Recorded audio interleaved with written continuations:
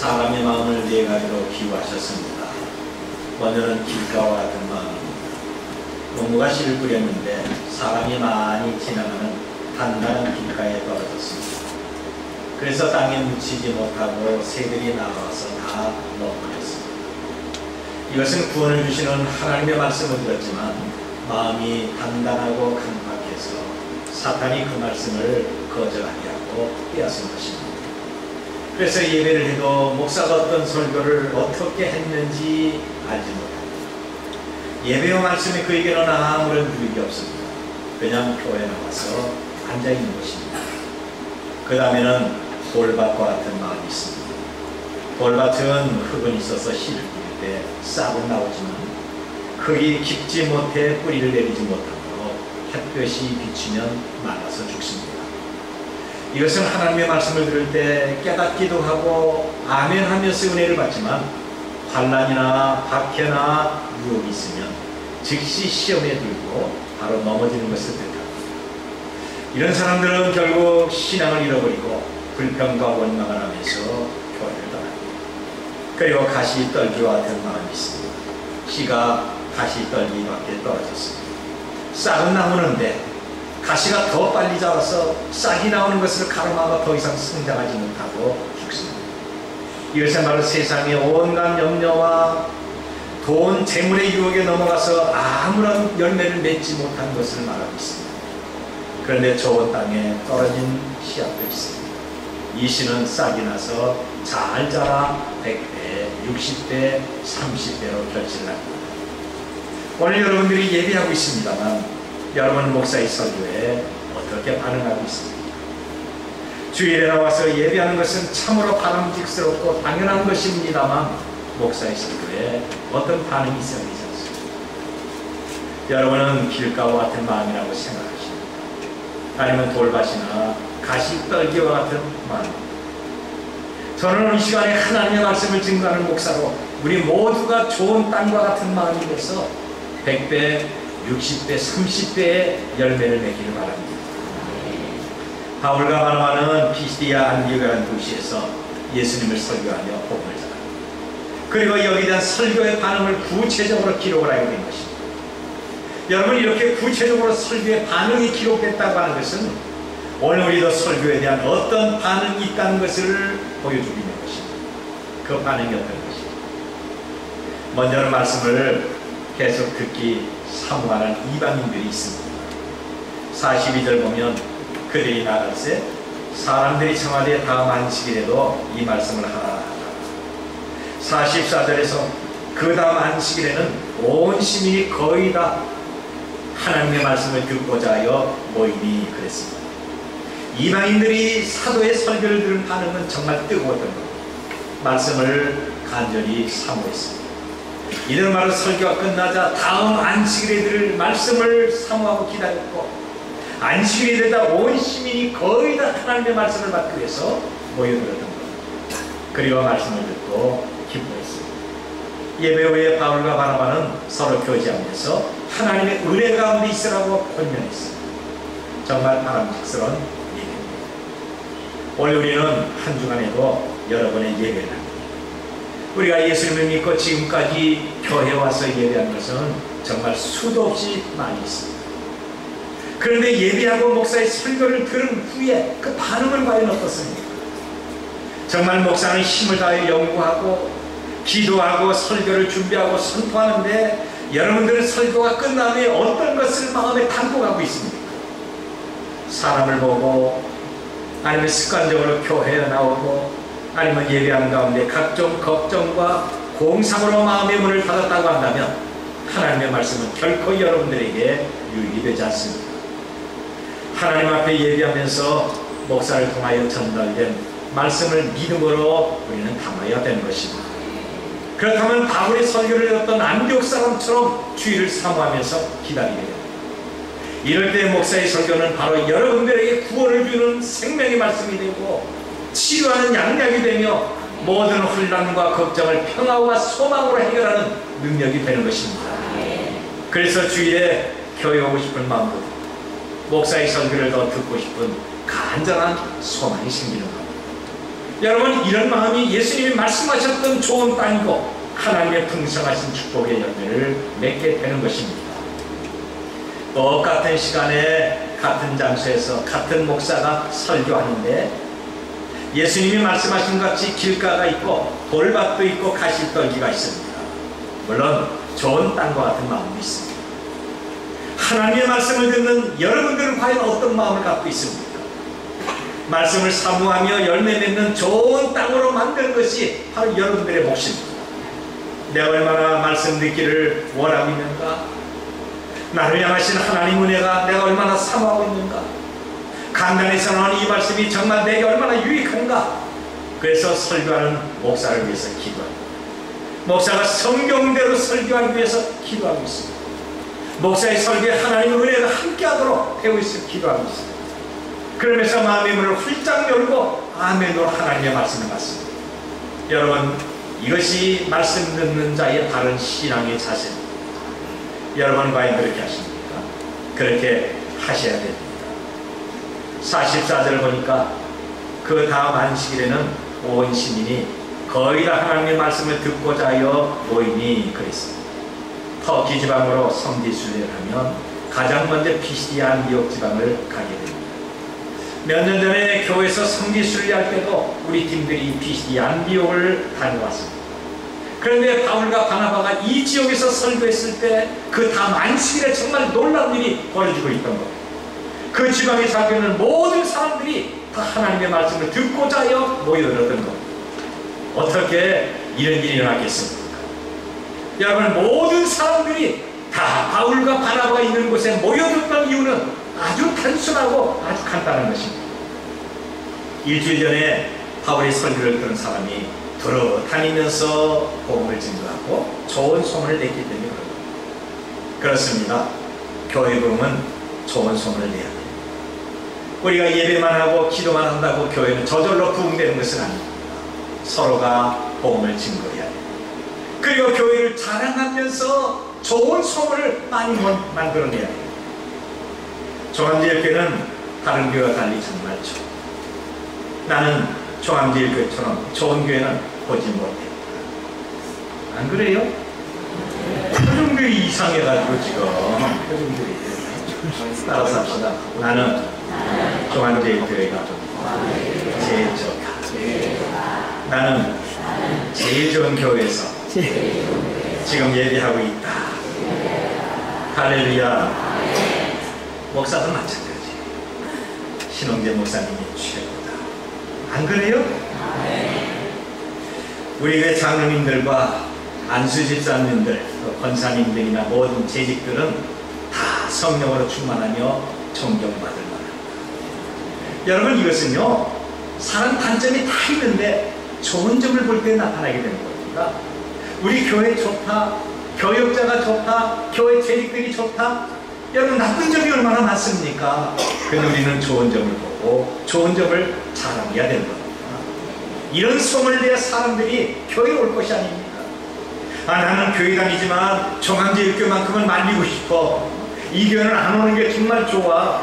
너희가 교회 다니려면 다른 교회 가라. 우리 종암제일교회 목사나 장로나 재직들은 다 썩고 타락했어. 이런 악소문을 내면 누가 이 교회 나올 수가 있겠습니까? 좋은 소문을 내야 됩니다. 좋은 소문 내시죠.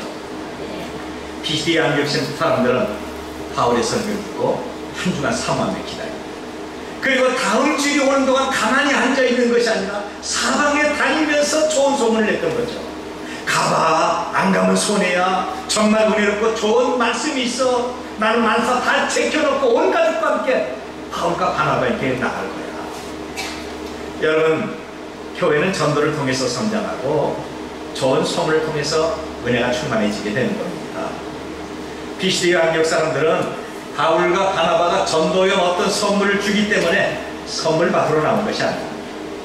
이들이 구제를 하고 병을 고치고 충원합니다라는 말을 듣기 위해서 나온 것이 아니라 오직 하나님의 말씀을 듣기 위한 것입니다. 오늘 여러분이 교회에 나온 이유가 무엇입니까? 보고 싶은 사람을 보기 위한 것입니까? 주일이니까 그냥 나온 것입니까? 아니면 만사 형통의 복을 받기 위해 나왔습니다. 할 일은 없고 시간이 남아 돌아와서 이 자리에 나온 사람은 없을 것입니다. 우리는 구원을 주시는 하나님의 말씀을 듣기 위해서 교회 나와 예배해야 되는 겁니다. 말씀은 영혼을 순결하고 밝게 합니다. 주의 말씀은 영혼을 소생시키며 지혜를 주며 내 눈을 밝게 만듭니다. 주의 말씀은 마음을 기쁘게 하고 병든 몸과 마음을 확실하게 치유해주는 양약이 됩니다. 믿으시면 아멘 하십시다. 다시 아멘 합시다. 시편 119편 165절 말씀 보면 주의 법을 사랑하는 자에게는 큰 평안이 있으니 그들에게는 장애물이 없으리라고 했습니다. 저와 여러분이 예비하면서 하나님의 말씀을 받을 때마다 우리에게는 큰 평안이 있고 인생 남은 날이 여겨지시길 바랍니다. 두 번째는 복음을 반대하는 유대인들이 있습니다. 45절을 보면 유대인들이 그 무리를 보고 시기가 가득하여 바울이 말한 것을 반박하고 비방하거늘 그랬습니다. 이방인은 주의 말씀을 사모하면서 힘써 보였지만 하나님 앞에 선택받았다고 하는 유대인들은 마음의 시기가 가득하여 바울의 설교를 반박하면서 비방하고 있는 겁니다. 자기들은 사람에게 인기도 없고 설교에도 관심도 없는데 바울과 바나바가 어디서 왔는지 한 번 설교를 통해서 온 도시가 시끄러졌습니다. 어른과 어린아이들 그리고 여자와 남자가 경주하듯이 바울의 설교를 듣기 위해서 모여들었습니다. 그래서 시기하면서 바울의 설교가 나쁘다, 은혜가 없다, 그런 설교를 듣자는 것이 낫다 반박하면서 비방하고 있는 것입니다. 모든 사람의 본능에는 시기와 질투가 있습니다. 교회 안에도 시기와 질투가 있습니다. 은혜를 받았다고 하는 사람, 사랑과 감사를 말하는 사람도 설교하는 목사를 비방하고 얼마든지 불평을 합니다. 물론 좋은 일이 아닙니다만 이런 일이 교회 안에서 얼마든지 일어날 수가 있습니다. 다른 사람이 잘 되는 것 보면 은근히 신경질 나서 짜증을 내며 목소리가 올라옵니다. 이제 교회 나온 지 얼마 되지 않은 사람이 신앙생활 열심히 해서 목사에게 칭찬받고 교우들에게 인정을 받으면 가만히 있지 못합니다. 어떻게 해서라도 그를 끌어내리려고 반박하며 비방합니다. 나는 죽으라고 고생하며 사는데 저 사람은 아무것도 안 하는 것 같은데 나보다 더 잘 살고 더 많은 복을 받고 행복하게 사는 것 같습니다. 그러면 시기와 미움이 동시에 일어납니다. 여러분, 이런 것들은 다 사탄이 주는 것입니다. 우리가 정말 성령과 은혜가 충만하다면 이웃이 잘 되는 것을 기뻐하고 축복합니다. 이웃이 힘들고 어려울 때는 슬퍼하고 위로하면서 그를 도와주는 것입니다. 그런데 내가 성령과 은혜가 충만하지 못하면 이웃이 잘 될 때 시기하고 비방이 일어납니다. 반면에 이웃이 안 될 때는 속으로 좋으면서도 입술로만 안 된다고 말합니다. 과연 이런 것이 하나님의 자녀가 할 일입니다. 성경은 시기와 질투에 대해서 강력하게 금지하고 있습니다. 시기와 질투는 기쁨과 감사를 감소시키고, 시기와 질투는 불평과 원망을 만들면서 다른 사람을 반드시 모함하게 되어 있습니다. 결국 다른 사람에게 상처를 주고 자기 자신은 망하게 되는 것입니다. 마태복음 27장 17절의 말씀을 보면 이는 그가 그들이 시기로 예수를 넘겨준 줄 아니라 그랬습니다. 예수님이 십자가에 달려 죽은 것은 유대인의 시기 때문에 그런 겁니다. 자기들은 인기가 없는데 예수님은 가는 곳마다 인기가 있습니다. 그래서 시기심 때문에 예수님을 팔아버리고 말한 겁니다. 바울은 고린도 교회를 책망하면서 육신에 속한 어리석은 자의 특징이 시기와 분쟁이라고 했습니다. 바울은 갈라디아 교회에 편지하면서 성령의 열매를 비교하면서 어리석은 육체일을 이렇게 말합니다. 음행과 더러운 것과 호색과 우상숭배와 주술과 원수 맺는 것, 분쟁과 시기와 분냄과 당짓는 것과 분열함과 이단과 투기와 술 취함과 방탕함과 그와 같은 것이다. 사실 선교의 한 팀이 된 바울과 바나바를 비교합니다. 바나바는 바울을 시기하고 멀리해야 됩니다. 여러분, 초대교회에서 바나바가 먼저 등장해서 선을 행하고 집을 팔면서 구제했던 거죠. 그래서 칭찬을 받습니다.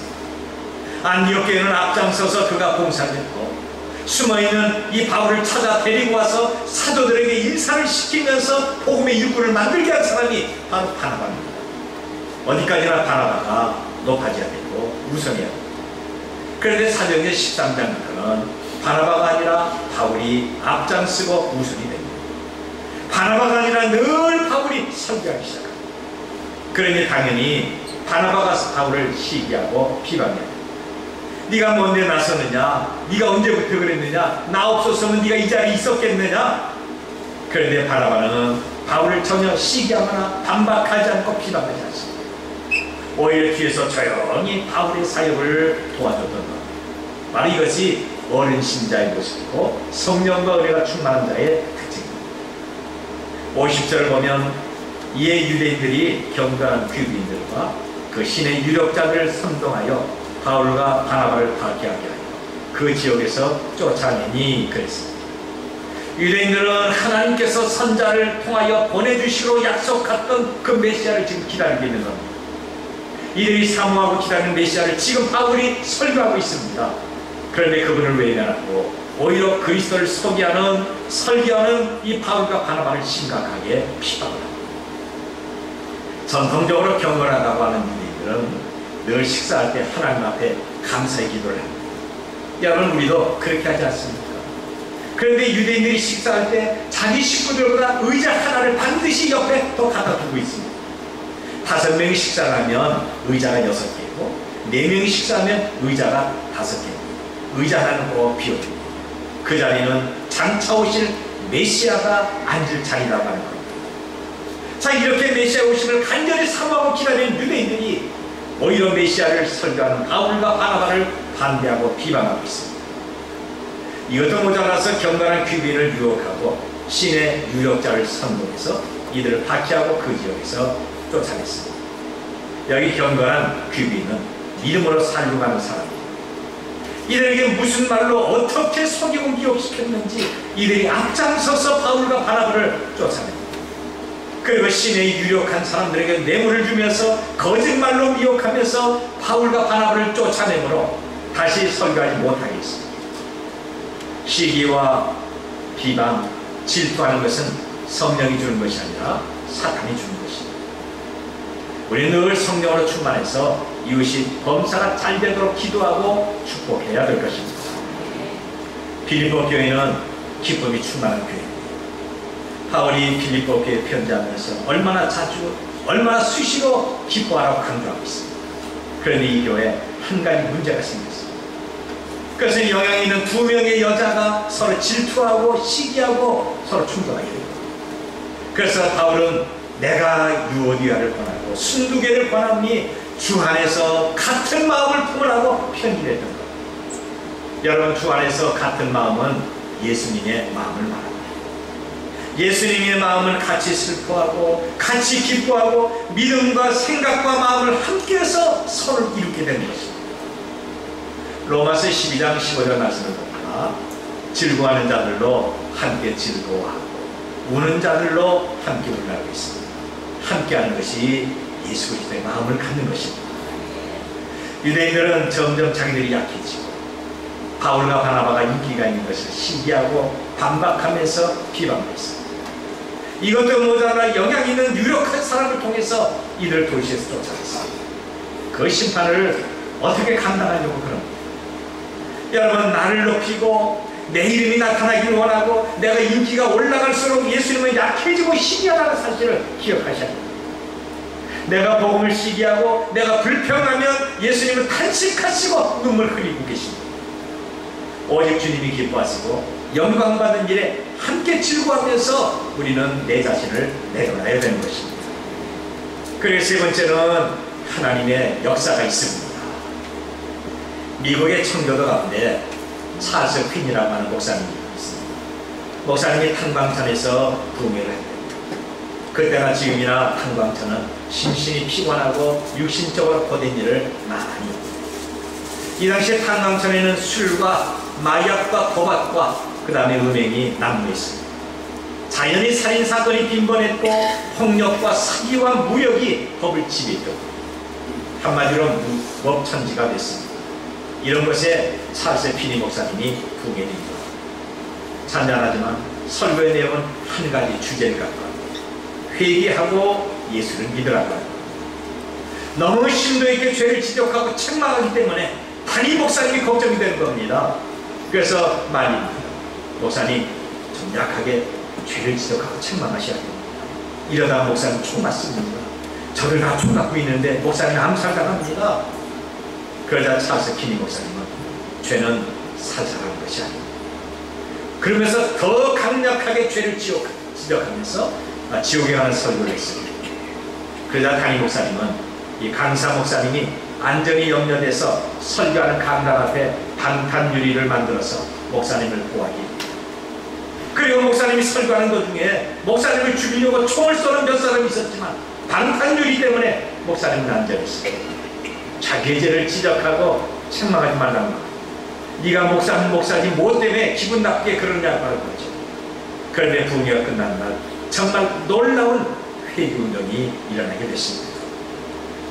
바울과 바나바가 복음을 전할 때 바로 하나님의 역사가 동시에 일어나게 됩니다. 48절 보니까 이방인들이 듣고 기뻐하여 하나님의 말씀을 찬송하며 영생을 주시기로 작정된다는 다 믿다라고 했습니다. 복음을 반대하는 유대인들에게 구원이 지나가고 은혜를 사모하는 이방인들이 구원받는 것이 하나님의 뜻이라고 말하자 말씀을 받던 모든 이방인들이 기뻐하면서 예수님을 영접하고 구원을 받게 된 것입니다. 여러분, 복음이 선포될 때 두 가지 반응이 있는데 유대인의 반응은 시기와 반박과 비방과 박해와 거절입니다. 그런데 유대인들이 상종하지 않는 이방인들은 기쁨과 감사로 충만했던 거죠. 오늘 여러분은 어느 편에 속했습니다. 복음을 들을 때 까다없이 불평이 생기고 설교를 평가하고 거절하고 있지 않습니다.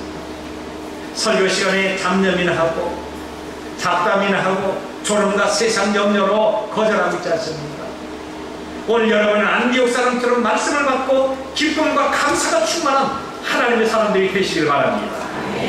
다시 묻습니다. 복음에 대한 여러분의 자세는 유대인입니까? 아니면 안디옥 사람입니까? 지금 이 시간에 하나님의 말씀을 받는 축복으로 가득하시길 바랍니다. 안디옥 사람처럼 복음을 받아 구원의 축복을 다 받아 누리는 우리 모두가 되시길 바랍니다.